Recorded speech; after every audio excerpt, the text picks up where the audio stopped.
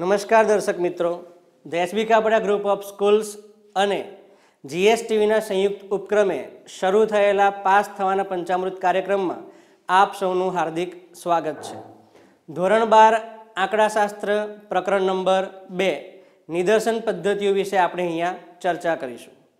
અગાઉના એપિસોડ્સમાં પ્રકરણ નંબર 1 સૂચકાંક, પ્રકરણ નંબર 3 સુરેખ સહસંબંધ અને પાર્ટ 2નું પ્રકરણ નંબર 5 અંતર્વેશન અને બહિર્વેશનની આપણે ચર્ચા કરી છે, જેનો કુલ ગુણભાર 34 માર્ક્સનો હતો. આજે આપણે જે પ્રકરણ ભણવાના છીએ નિદર્શન પદ્ધતિઓ, તેનો ગુણભાર કુલ 10 છે. 1 + 1 + 2 + 3 + 3 એટલે કે એક એમસીક્યુ આવશે, એક ટૂંક જવાબી પ્રશ્ન, 2 માર્ક્સનો એક પ્રશ્ન અને 3 માર્ક્સના 2 પ્રશ્નો પૂછાશે. આ ચેપ્ટરમાંથી વિભાગ ઈ અને એફમાં કોઈ પ્રશ્ન પૂછાતો હોતો નથી. એ વિદ્યાર્થી મિત્રોએ ખાસ ધ્યાન રાખવું. આ પ્રકરણમાં વિદ્યાર્થીને મૂંઝવતા હોય એ સૌથી મોટો પ્રશ્ન એ છે કે સૂત્રો કેવી રીતે તૈયાર કરવા. તો આ એપિસોડની અંદર આપણે સૂત્રો કેવી રીતે તૈયાર કરવા, દાખલો કેવી રીતે ગણવો, તેની ચર્ચા કરીશું. તો સૌ પ્રથમ 11મા ધોરણમાં વિદ્યાર્થી મિત્રો ભણી ગયા છો કે ભાઈ સમષ્ટિ એટલે શું. તો તપાસ હેઠળ આવરી લેવામાં આવતા તમામ એકમોના સમૂહને સમષ્ટિ કહે છે, પરંતુ દરેક જગ્યાએ સમષ્ટિ તપાસ શક્ય નથી. દાખલા તરીકે જ્યાં એકમોનો નાશ થતો હોય ત્યાં, દાખલા તરીકે દર્દીના લોહીની તપાસ. કોઈ દર્દીના લોહીની તપાસ કરવી હોય તો પૂરેપૂરું લોહી કાઢીને આપણે એને તપાસ કરી શકતા નથી. દાખલા તરીકે ઘઉં કે ચોખા કે અન્ય કોઈ અનાજ લેવા ગયા હોય તો માર્કેટની અંદર આપણે આખી બોરી ખોલીને ચેક કરતા નથી કે અંદર કેવા પ્રકારના ઘઉં છે. એનો નમૂનો આપણને બતાવવામાં આવે છે અને નમૂનાને આધારે આપણે નિર્ધારણ કરીએ છીએ કે બોરીની અંદર કેવા પ્રકારના ઘઉં હશે. એ જ પ્રમાણે રસોઈઓ અથવા ઘરે મમ્મી રસોઈ બનાવતી હોય ત્યારે ઘઉં, ભાત અથવા ખીચડી સીધી છે કે નહીં એ ચેક કરવા માટે બધી ખીચડી દબાવીને ચેક કરતી નથી કે બધા ભાત દબાવીને ચેક કરતી નથી. તેમાંથી અમુક સેમ્પલ અંદરથી લે છે, થોડાક દાણા, અને પછી એ દબાવીને ચેક કરે છે. તો એને આધારે એ આખા કુકરની અંદર જે પણ ભાત કે ખીચડી છે એ બરાબર તૈયાર થયા છે કે નહીં તે નક્કી કરે છે. તો આ જે સમષ્ટિની અંદરથી જે એકમો લેવામાં આવે છે તે એકમને સેમ્પલ એટલે કે નિદર્શ કહેવામાં આવે છે. પણ નિદર્શ લેવાની પણ ઘણી બધી પદ્ધતિઓ છે.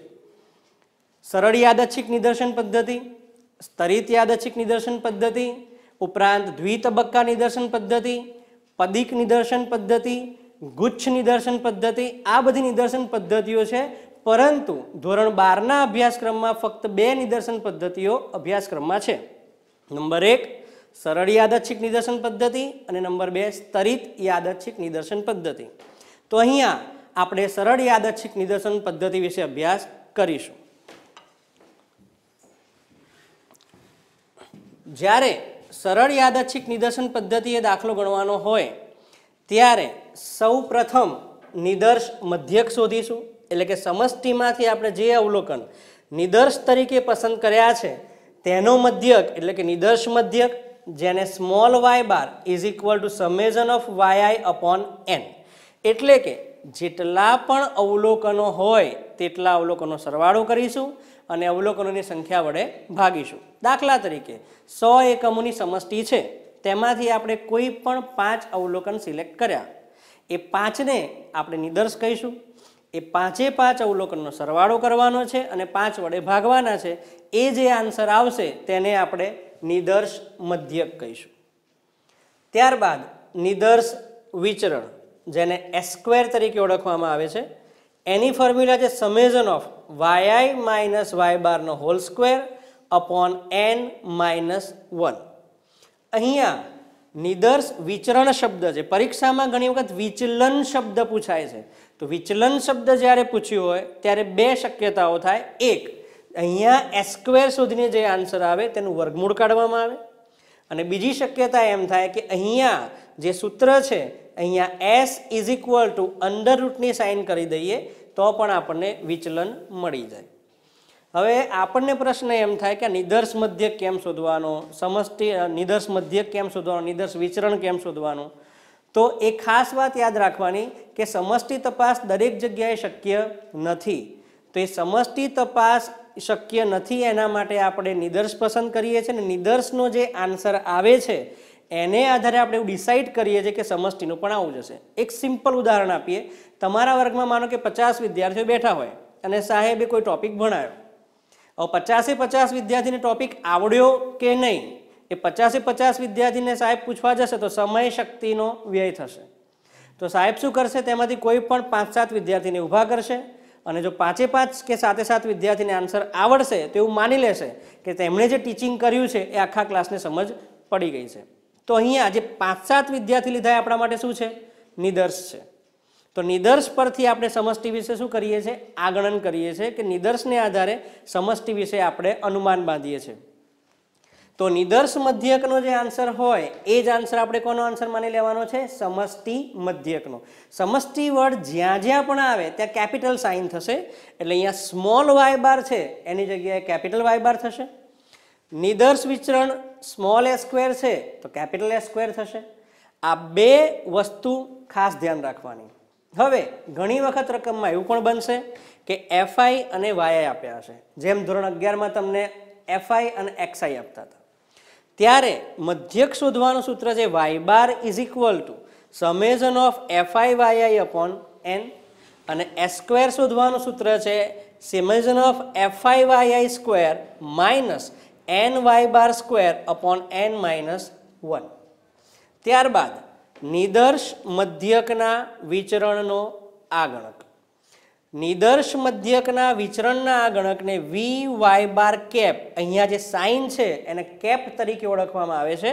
V Y bar cap is equal to capital N minus small N upon capital N into S square upon N. અહીંયા વિદ્યાર્થીને મૂંઝવણ એ થતી હોય છે કે વિચરણ એટલે શું ને મધ્યકનું વિચરણ એટલે શું. તો અહીંયા મધ્યક શબ્દ જોવાનો છે, અહીંયા વિચરણ શબ્દ જોવાનો છે. વિચરણને અંગ્રેજીમાં વેરિયાન્સ કહેવાય છે, માટે અહીંયા વી, અને મધ્યક તો આપણે જાણીએ જ છે વાય બાર, માટે અહીંયા વાય બાર. તો વી વાય બાર કેપ આ રીતે વિદ્યાર્થી મિત્રોએ યાદ રાખવાનું છે. ત્યારબાદ કુલ સંખ્યાનો અથવા સરવાળાનો આગણક. કુલ સંખ્યાને અંગ્રેજીમાં ટોટલ તરીકે ઓળખીએ છીએ અને આ ગણક શબ્દ છે માટે કેપ લખીશું. તો કુલ એટલે ટી, આ ગણક એટલે cap. T cap is equals to એની ફોર્મ્યુલા છે capital N into Y bar, અને વાય બારમાં ધ્યાન રાખવાનું છે સ્મોલ વાય બાર લખવાનો છે. એક્ઝામમાં ઘણીવાર આવો પ્રશ્ન પૂછાયેલો છે કે કુલ સંખ્યાના અનભિન્નત આ ગણકને કઈ સંજ્ઞા વડે દર્શાવવામાં આવે છે. તો કુલ સંખ્યા શબ્દ આવે, કુલ એટલે ટોટલ, એનો ટી, આ ગણક એટલે cap. T cap is equals to capital N into Y bar, પણ અહીંયા વાય બાર સ્મોલ લખવાનો છે એ ખાસ યાદ રાખવું. બહુવિકલ્પ પ્રશ્નની અંદર અહીંયા કેપિટલ વાય બાર એવું કરીને પણ આપ્યું હોય, small N into small y bar પણ આપ્યું હોય, પણ આપણા મગજમાં એક જ જવાબ ક્લિયર રાખવાનો, capital N into small y bar. કુલ સંખ્યાના આ ગણકના વિચરણનો આ ગણક. અહીંયા કુલ શબ્દ છે એટલે ફરી ટી, વિચરણ શબ્દ છે, વિચરણને અંગ્રેજીમાં વેરિયાન્સ કહીએ છીએ, માટે વી, એટલે વી કેપ ટી કેપ તરીકે આને ઓળખીએ છીએ. આનું સૂત્ર છે capital N in bracket capital N minus small N upon small N into S square. હવે આ સૂત્ર યાદ રાખવાની બીજી ટેકનિક એ છે કે અહીંયા જે કેપિટલ એન છે એને ઉપર લઈ લો એટલે આ સૂત્ર તૈયાર થઈ જાય. તમે જોઈ શકશો આ કેપિટલ એન જે છે એ સૂત્રમાં ઉપર લઈ લઈએ એટલે આપણને વી કેપ ટી કેપનું સૂત્ર મળશે. હવે વિદ્યાર્થીની જે મૂંઝવણ હોય છે એની વાત કરીએ. દાખલામાં કુલ સંખ્યાનો આ ગણક પૂછ્યો છે કે નિદર્શ મધ્યકના વિચરણનો આ ગણક પૂછ્યો છે એ સમજાતું હોતું નથી. તો વિદ્યાર્થીઓએ આટલી વસ્તુ મગજમાં રાખવાની છે. સૌથી પહેલાં વાય બાર શોધી કાઢવાનો છે, પછી એસ સ્ક્વેર શોધી કાઢવાનો છે, અને એ પતી જાય પછી રકમમાં જો કુલ અથવા સરવાળો આવો શબ્દ દેખાય છે તો તેણે ટી કેપ અને વીટી કેપની વિધિ કરવાની છે, નહીં તો એણે વી વાય બાર કેપ જ શોધવાના હોય. એટલે જે વિદ્યાર્થીને મુશ્કેલી પડતી હોય કે નિદર્શ મધ્યકના વિચરણનો આ ગણક કીધો છે કે કુલ સંખ્યાનો, તેને કુલ અથવા સરવાળો શબ્દ પકડી રાખવાનો છે અને એને ધ્યાનમાં રાખીને દાખલો ગણવાનો છે. આ બેમાંથી કોઈ પણ પદ્ધતિ હોય, વાય બાર અને એસ સ્ક્વેર તો શોધવાના જ છે. હવે આપણે દાખલા તરફ જઈએ. 100 કર્મચારીઓમાંથી 5 કર્મચારીઓની દૈનિક આવકની માહિતી પરથી નિદર્શ મધ્યકના વિચરણનો આ ગણક મેળવો. અહીંયા કુલ 100 કર્મચારીઓ કોઈ એક ફેક્ટરીમાં નોકરી કરે છે દાખલા તરીકે, તો એને સમષ્ટિનું કદ કહેવાશે, જેને કેપિટલ એન કહેવાય. એટલે કેપિટલ એન બરાબર 100. એમાંથી આપણે 5 કર્મચારી પસંદ કરીએ છીએ, એટલે નિદર્શ તરીકે આપણે 5 કર્મચારી લીધા, એટલે સ્મોલ એન બરાબર 5. Capital N 100, small N 5. આ 5 કર્મચારીના વેતન આ પ્રમાણે છે: 155, 164, 156, 149, 166. તો અહીંયા સૌ પ્રથમ વાયઆઈ તરીકે 155, 164, 156, 149, 166. મેં સમજાવ્યું પ્રમાણે સૌથી પહેલા વાય બાર અને એસ સ્ક્વેર શોધવાના છે, બાકી બધું પછી વિચારવાનું છે. વાય બારનું સૂત્ર આપણે ભણ્યા એ મુજબ Y bar is equal to sigma y i upon N. સૌ પ્રથમ આ 5 અવલોકનોનો સરવાળો કરીશું, જે 790 આવશે. તેનો મધ્યક શોધીશું. નિદર્શ મધ્યક y bar is equal to sigma y i upon n. 790 જે સરવાળો આવ્યો, 5 સંખ્યા છે માટે છેદમાં 5. 790 અને 5નો ભાગાકાર કરીશું, 158. આ જે કિંમત આવી તેને નિદર્શ મધ્યક કહેવાય. એટલે પહેલું સ્ટેપ ક્લિયર. ત્યારબાદ બીજી વસ્તુ શોધવાની છે નિદર્શ વિચરણ. નિદર્શ વિચરણની ફોર્મ્યુલા છે s square is equal to sigma yi minus y બારનો whole square upon n minus 1. એનો અર્થ એવો થયો કે આપણી પાસે વાયઆઈ માઇનસ વાય બારની કિંમત હોવી જોઈએ અને પછી એનો સ્ક્વેર પણ કરવાનો છે. તો સૌ પ્રથમ કોલમ બનાવવું પડશે વાયઆઈ માઇનસ વાય બાર. તો અહીંયા વાયઆઈ માઇનસ વાય બારનું કોલમ બનાવીશું. વાય બારની કિંમત 158 આવી હતી. વાયઆઈના અવલોકનો આપણી પાસે તૈયાર છે. વાયઆઈમાંથી વાય બારની કિંમતો બાદ કરવી છે, એટલે 155માંથી 158 જાય એટલે -3. 164માંથી 158 જાય 6. 156માંથી 158 જાય -2. 149માંથી 158 જાય -9. 166માંથી 158 જાય એટલે 8. આ અવલોકનોનો સરવાળો કરવામાં આવશે તો એ 0 આવે. 11મા ધોરણમાં આપણે અભ્યાસ કરી ગયા છે કે મધ્યકમાંથી લીધેલા વિચલનોનો સરવાળો હંમેશા 0 થાય. અહીંયા 0 આવવા જ જોઈએ. જો 0 ન આવે તો દાખલામાં ક્યાંક ક્ષતિ છે તેવું માનવું. બાજુમાં કોલમ બનાવીશું વાયઆઈ માઇનસ વાય બારનો હોલ સ્ક્વેર. એટલે વાયઆઈ માઇનસ વાય બારની જે કિંમતો આવી છે તેના સ્ક્વેર કરીશું. 3નો સ્ક્વેર 9, 6નો સ્ક્વેર 36, 2નો સ્ક્વેર 4, 9નો સ્ક્વેર 81, 8નો સ્ક્વેર 64. આ બધા જ અવલોકનોનો સરવાળો કરતા 194 સરવાળો આવશે. હવે સૂત્રમાં કિંમત મૂકવાની છે. સિગ્મા વાયઆઈ માઇનસ વાય બારનો હોલ સ્ક્વેર છે 194. એન એટલે 5 અવલોકન, એટલે એનની જગ્યાએ 5 લખીશું. 1ના 1. 194 5માંથી 1 બાદ કરો એટલે 4 આવે. 194 અને 4નો ભાગાકાર 48.5. આ જે કિંમત મળી છે તે નિદર્શ વિચરણ છે, જેને આપણે એસ સ્ક્વેર કહીએ છીએ. એક્ઝામમાં જેવું પૂછવામાં આવે કે સમષ્ટિ મધ્યક શોધો, તો નિદર્શ મધ્યક પહેલાં શોધો અને લખી શકાય કે સમષ્ટિ મધ્યકનો આ ગણક capital y bar cap is equal to 158. કારણ કે આપણે વાત કરી કે જે નિદર્શ મધ્યકનો આન્સર હોય એ જ આન્સર સમષ્ટિ મધ્યકનો હોય.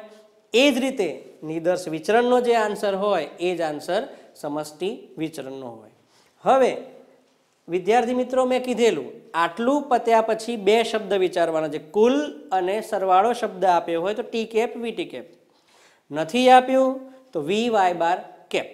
અહીંયા જુઓ, નિદર્શ મધ્યકના વિચરણનો આ ગણક. મધ્યક પણ શબ્દ છે, વિચરણ પણ શબ્દ છે. વિચરણને વેરિયાન્સ કહીએ છીએ, મધ્યકને વાય બાર કહીએ છીએ. તો V Y bar cap is equals to capital N minus small n upon capital N into s square upon n. Capital N રકમમાં 100 આપેલા હતા એ અહીંયા લખીશું. સ્મોલ n 5 સંખ્યા છે માટે 5 લખીશું. Capital N 100. s સ્ક્વેર આપણે શોધ્યા છે 48.5. Small n 5. 100 માંથી 5 બાદ કરીએ એટલે 95 ગુણ્યા 48.5 અને 100 ગુણ્યા 5. આનું સાદુરૂપ આપવામાં આવે તો 9.215 આન્સર આવશે, જેને નિદર્શ મધ્યકના વિચરણનો આ ગણક કહેવાય. હવે અહીંયા નિદર્શ મધ્યકના વિચરણની જગ્યાએ વિચલન કીધું હોય તો જવાબ જે આવે છે એનું વર્ગમૂળ કાઢી નાખો તો પણ આપણને આન્સર મળી જશે. નહીં તો અહીંયા સૂત્ર નવેસરથી લખવું હોય તો અહીંયા રૂટ કરવાનો છે, અહીંયા પણ રૂટ કરવાનો છે, પણ રૂટ કરવાથી ધ્યાન રાખવું s સ્ક્વેરનું રૂટ s થાય છે, માટે તે વર્ગમૂળની બહાર આવી જાય. અને જો આ બધી મૂંઝવણમાં ન પડવું હોય તો આ રીતે દાખલો ગણવો અને છેલ્લે વર્ગમૂળ કાઢવો. હવે બીજી પદ્ધતિની વાત કરીએ. સરળ યાદચ્છિકમાં જ yi અને fi આપેલા હોય તો દાખલો કેવી રીતે ગણવો. અહીંયા નીચેની માહિતી પરથી બાળકોની કુલ સંખ્યાના આ ગણકના પ્રમાણિત વિચલનનું આ ગણન કરો. હવે કુલ સંખ્યા શબ્દ છે એટલે મગજમાં સ્પાર્ક થવું જોઈએ કે કુલ શબ્દ છે એટલે ટી કેપ શોધવાનો છે અને વીટી કેપ શોધવાનો છે. તો અહીંયા કેપિટલ N બરાબર 10,000 કુટુંબો છે. બાળકોની સંખ્યા જેને આપણે yi કહીશું 0 1 2 3 4 5. તો અહીંયા 0 1 2 3 4 5. કુટુંબોની સંખ્યા જેને આપણે fi તરીકે ઓળખીશું. fi 510 230 160 60 30 અને 10. સૌ પ્રથમ fi નો સરવાળો કરીએ. એ સરવાળો છે 1000. 11મા ધોરણમાં અભ્યાસ કરી ગયા પ્રમાણે yi અને fi આપ્યા છે, પણ 11માં xi અને fi હોતા હતા. તો મધ્યક શોધવા માટે આપણે sigma fi xi upon n એવું સૂત્ર મૂકતા હતા. તો અહીંયા yi ને fi છે માટે સૂત્ર શું થશે? Sigma fi yi upon n. એનો અર્થ આપણે કોલમ બનાવવું પડશે fi into yi. fi into yi એટલે કે fi અને yi નો ગુણાકાર કરીશું. 510 અને 0 નો ગુણાકાર 0. વિદ્યાર્થીઓ અહીંયા ભૂલ કરતા હોય છે કે 510 ગુણ્યા 0 510. આવી ભૂલ ઘણા વિદ્યાર્થીઓ કરતા હોય છે, માટે ધ્યાન રાખવું કે 0 સાથે કોઈ પણ સંખ્યાનો ગુણાકાર કરીએ આન્સર 0 જ આવે. એટલે 510 ગુણ્યા 0 0. 230 અને 1 નો ગુણાકાર 230. 160 અને 2 નો ગુણાકાર 320. 60 અને 3 નો ગુણાકાર 180. 30 અને 4 નો ગુણાકાર 120. 10 અને 5 નો ગુણાકાર 50. fi ના કોલમનો સરવાળો કરીશું જે 900 આવશે. એટલે સૌ પ્રથમ મધ્યક શોધી કાઢીએ. નિદર્શ મધ્યક y bar is equal to sigma fi yi upon n. Sigma fi yi આપણને 900 મળ્યા છે. n ની કિંમત 1000 છે, તો 900 ભાગ્યા 1000 બરાબર 0.9. આ આપણને નિદર્શ મધ્યક મળ્યો. હવે વિચરણ શોધવું છે, પરંતુ અહીંયા વિચલન કીધું છે માટે આપણે વિચલન શોધીશું. અહીંયા એની ફોર્મ્યુલા બેઝિકલી આ છે sigma fi into yi minus y બારનો whole square upon n minus 1. પરંતુ ડાયરેક્ટ તમે આ ફોર્મ્યુલા લખી શકો. Sigma fi yi square minus n y બાર સ્ક્વેર અપોન n માઇનસ 1. તો આપણી પાસે n ની કિંમત છે, y બારની કિંમત છે, પણ fi yi સ્ક્વેરની કિંમત નથી. તો એના માટે આપણે fi yi સ્ક્વેરનું કોલમ બનાવવું પડે. અહીંયા પણ વિદ્યાર્થીઓની ભૂલ થાય, fi yi ના સ્ક્વેર કરી નાખતા હોય છે વિદ્યાર્થીઓ, પણ ધ્યાન રાખવું yi સ્ક્વેર છે, fi yi નો હોલ સ્ક્વેર નથી. એટલે fi yi નો ગુણાકાર yi સાથે કરવાથી તમને fi yi સ્ક્વેર મળે. એટલે fi yi નો ગુણાકાર yi સાથે કરવો છે. 0 અને 0 નો ગુણાકાર 0. 230 અને 1 નો ગુણાકાર 230. 320 અને 2નો ગુણાકાર 640, 180 અને 3નો ગુણાકાર 540, 120 અને 4નો ગુણાકાર 480, 50 અને 5નો ગુણાકાર 250. ત્યારબાદ FIYI સ્ક્વેરનું ટોટલ કરીશું 2140. હવે સૂત્રમાં કિંમત મૂકીએ. 2140 સિગ્મા FIYI સ્ક્વેર મળ્યા. સ્મોલ n જે અહીંયા 1000 આવ્યા હતા તે લખીશું. y બારની કિંમત 0.9 આપણે શોધી છે અને અહીંયા સ્ક્વેર કરવાનું ભૂલવાનું નથી. અહીંયા પણ વિદ્યાર્થી મિત્રો ભૂલ કરતા હોય છે. Small n 1000 -1. આનું સાદરૂપ આપવામાં આવે 0.9નો સ્ક્વેર 0.81, 0.81 ને 1000 વડે ગુણવાના છે અને 2140માંથી બાદ કરવાના છે. જે કિંમત આવે તેનું વર્ગમૂળ કાઢતા આપણને આન્સર મળશે 1.154. આ s મળ્યા અને કુલ શબ્દ છે માટે v કેપ t કેપ એની formula n × n - n upon n × s. કિંમતો મૂકીશું. Capital N 10,000, capital N 10,000, small n 1000, small n 1000 અને s ની કિંમત આપણને મળી છે 1.154. આનું સાદરૂપ આપવામાં આવે તો 10,000 ગુણ્યા 10,000માંથી 1000 જાય એટલે 9,000 છેદમાં 1000 ગુણ્યા 1.154. અહીંયા સાદરૂપ આપીશું તો વર્ગમૂળની અંદર 300 વધશે. 1.154 આ બંનેનો ગુણાકાર કરતા 346.2 મળશે, જે એપ્રોક્સિમેટ લગભગ 346 કહી શકાય. જો એકમ આપ્યો હોય તો જોડે તમારે એકમ લખવાનો રહેશે. આ ઉપરાંત આ ચેપ્ટરમાંથી 2 માર્ક્સની અંદર મોટા ભાગે સારા નિદર્શના લક્ષણો, નિદર્શનું કદ નક્કી કરતી વખતે ધ્યાનમાં રાખવાની બાબતો આ પ્રશ્ન પૂછાતો હોય છે અને પુરવણી રહિત, પુરવણી સહિત એના દાખલા પૂછાતા હોય છે. તો પુરવણી રહિતમાં m = NCN આ ફોર્મ્યુલા યાદ રાખવાની છે અને સહિતમાં m = n⁻n આ ફોર્મ્યુલા યાદ રાખવાની છે. દાખલા તરીકે 10 એકમમાંથી 2 એકમ પુરવણી સહિત કીધા હોય તો આ ફોર્મ્યુલા પ્રમાણે 10 એકમમાંથી 2 એકમ એટલે 10નો સ્ક્વેર = આન્સર આવશે 100. અને જો પુરવણી રહિત કીધું હોય તો 10C2 ક્રમચેસન જે તમે ભણી જ ગયા છો. 10C2 એટલે 10 × 9 ભાગ્યા 2 × 1 એટલે 45 આન્સર આવશે. તો વિદ્યાર્થી મિત્રો, આજે આપણે નિદર્શન પદ્ધતિઓ વિશે અભ્યાસ કર્યો. આગામી એપિસોડ્સની અંદર વિષય નિષ્ણાતો અલગ અલગ વિષય વિશે તમને માહિતી આપશે અને તમને સારામાં સારા માર્ક્સ લાવવા માટે મદદરૂપ નીવડશે તેવી અપેક્ષા સાથે અસ્તુ.